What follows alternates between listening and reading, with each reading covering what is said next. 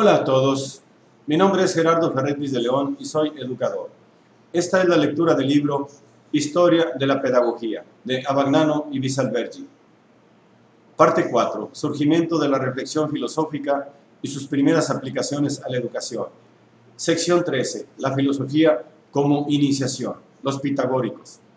Los videos sobre este libro y de otros libros que serán posteriormente se hacen sin fines de lucro con el objeto de contribuir al estudio, a la investigación y al desarrollo de la cultura en general.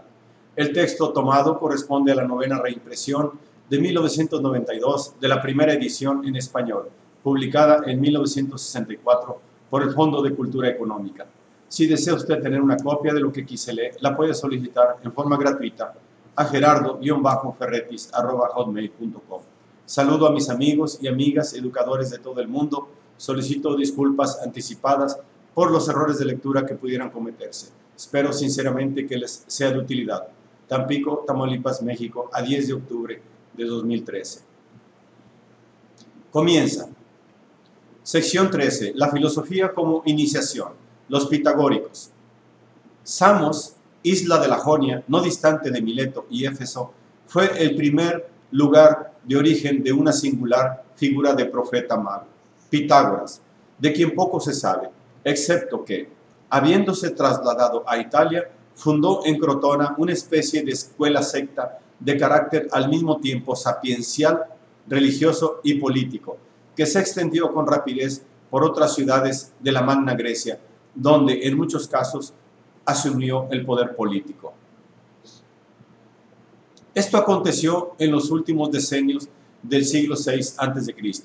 En el curso del siglo V, los pitagóricos fueron desposeídos del poder y con frecuencia proscritos como consecuencia de la reacción democrática que se extendió también a la Magna Grecia.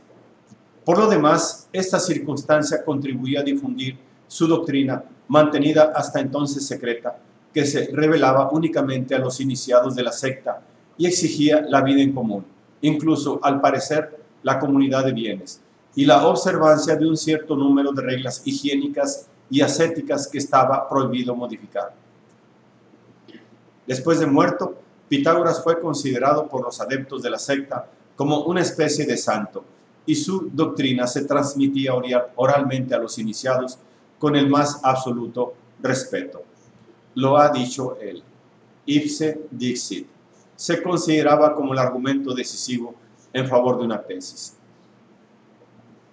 Si la de Mileto no fue una escuela, en el sentido que hoy tiene en general el vocablo, puesto que solo se trata de una orientación del pensar común a varios pensadores en recíproco contacto, la de Pitágoras fue, más que una escuela, una asociación de iniciados. Bajo este aspecto, hace pensar en las sectas mistagógicas que en esa misma época se difundían en Grecia, tanto más que compartía con estas la única creencia que se puede atribuir con seguridad a Pitágoras en persona, la metempsicosis o transmigración de las almas. Junto a las religiones públicas y oficiales, existían en Grecia cultos más o menos secretos, denominados misterios. Algunos, como los de Eleusis en el Ática, eran casi oficiales, dependían del arconte rey de Atenas.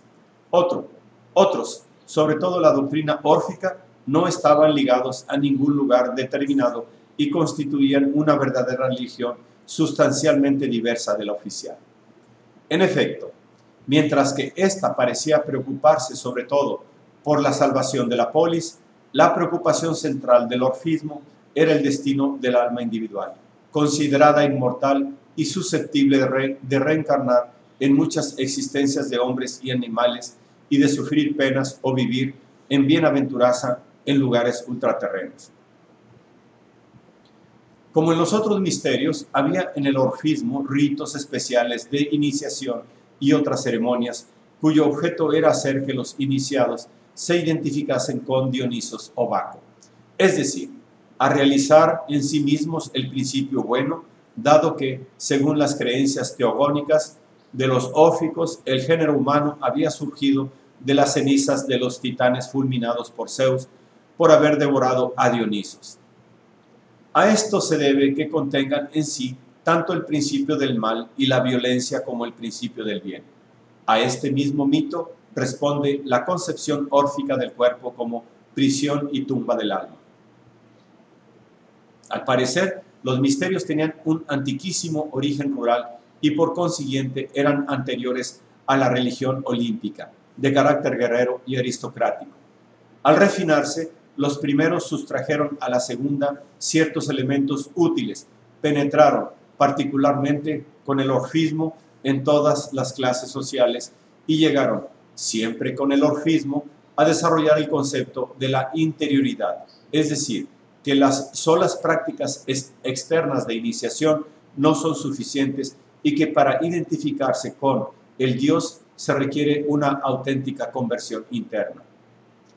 Para los pitagóricos, sea o no verdad la tradición que atribuye a Pitágoras la invención del término filosofía, la purificación se consigue a través del culto del saber, de un saber que, por obra del filósofo, perfeccionada por sus sucesores inmediatos, tenía como objeto, a más de la creencia en la metempsicosis antes referida, los números, considerados como raíz y esencia de toda la realidad. Naturalmente, los pitagóricos deben haber tomado muchas ideas y nociones matemáticas de los egipcios y los pueblos orientales, pero las desarrollaron en otro sentido, a manera de llave para conocer íntimamente la realidad. Para ellos, el número es una realidad viva que nace de la fundamental oposición de los pares y los nones, y se puede representar gráficamente como conjuntos de puntos dispuestos regularmente. Con algunos se pueden formar cuadrados, con el 4, el 9, el 16, etc. Con otros solo rectángulos o triángulos. En una palabra, la aritmética estaba íntimamente fundida con la geometría, con arreglo a módulos que más tenían de simbolismo místico que de serena búsqueda científica.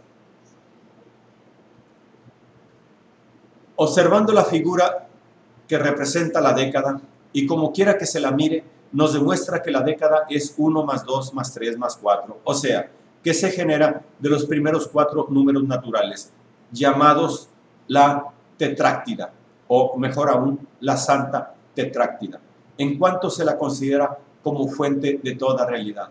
En efecto, la década representa simbólicamente la naturaleza creada, respecto a la cual la tetráctida es el elemento creador. Los pitagóricos juraban sobre la santa tetráctida. Y sin embargo, estas ideas no carecían de cierta sugestiva justificación. Por ejemplo, el 1 corresponde al punto, con 2 puntos se determina la línea, con 3 la superficie, con 4 que no estén sobre el mismo plano, el sólido, o bien, si estudiamos la longitud de los pares de cuerdas de igual grosor, calidad y tensión con que se pueden producir acordes musicales, encontramos entre ellas las siguientes relaciones. 1/2 para el acorde de octava, 2/3 para el de quinta, 3/4 para el de cuarta. He aquí los mismos números en acción, generando las sublimes armonías de la música. Y la astronomía, ¿no nos muestra acaso cómo los números rigen también el movimiento de los astros, lo más perfecto que al hombre es dado contemplar? Por eso, geometría, astronomía y música constituían para los pitagóricos los estudios fundamentales, es decir, los matemata, que en griego significa simplemente estudios. Poco sabemos de cómo se impartían efectivamente esos conocimientos, pero es de pensar que se haya acabado por abarcar muchísimas materias con un criterio enciclopédico, si debe considerarse como justificada la crítica que Heráclito, enemigo jurado del enciclopedismo, lanza incluso contra Pitágoras, imputándolo de polimatía, de impartir una enseñanza encaminada a formar una vasta e inútil erudición en todos los campos. Pero los pitagóricos desarrollaron también un tema, caro a Heráclito, que respondía muy bien al espíritu de su doctrina. Para ellos el bien era armonía de opuestos, incluso el alma era armonía, motivo que luego se desarrolló en el campo de la medicina. También la salud es armonía, como parece que haya sostenido sobre todo Filolao, contemporáneo de Sócrates. Armonía es también, según Arquitas, señor de Tarento y contemporáneo y amigo de Platón, una justa vida política. A Arquitas debemos además un preciso argumento en favor de la infinitud del universo. Termina la parte 13, la filosofía como iniciación, los pitagóricos.